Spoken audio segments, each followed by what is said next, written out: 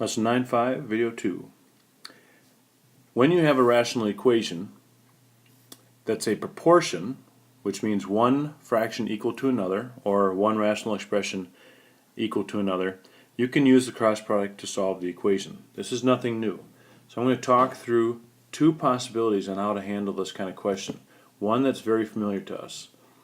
So here we have a proportion, so we can cross multiply.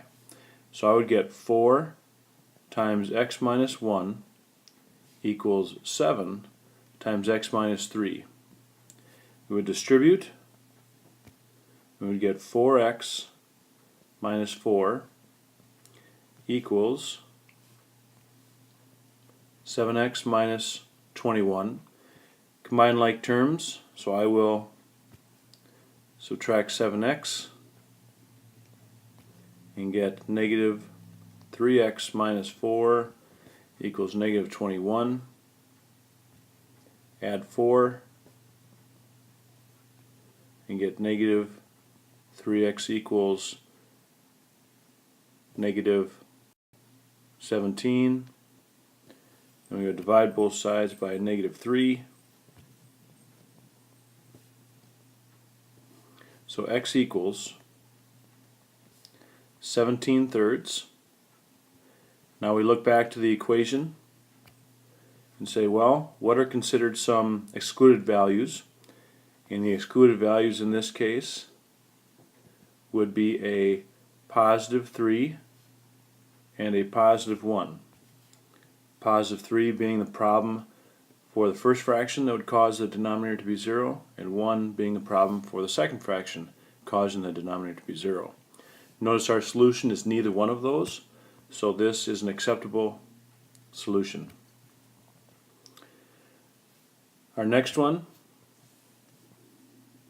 cross multiply again, very familiar to us, and we get 10 r equals 2 times r minus 8, the binomial.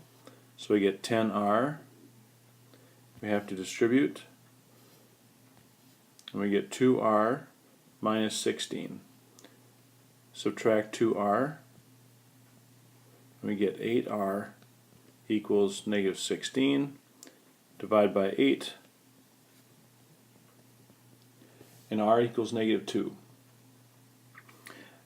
Again, we look back to the original question and we say, what were the excluded values? And there are no variables in the denominator, and that's the only place we worry about becoming 0. There are no excluded values, or none. So this is okay.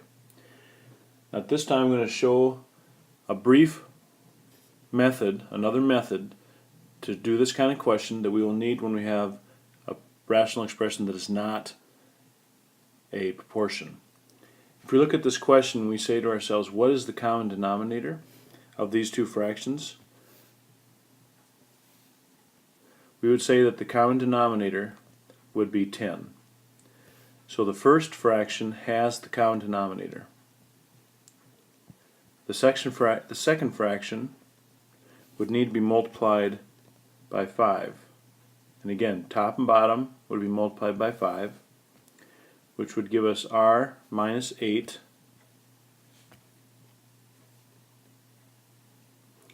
over 10 equals 5r over 10.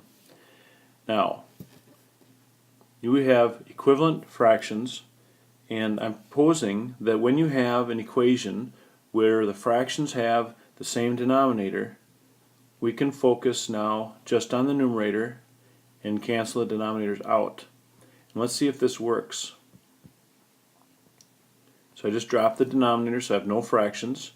If I solve for r, I get negative 8 equals 4r. I divide by 4, and r is equal to a negative 2. An alternative method here, probably wouldn't want to use it when you have proportions, but in the next video this may come of or increase in value. So this ends lesson 9.5, video 2.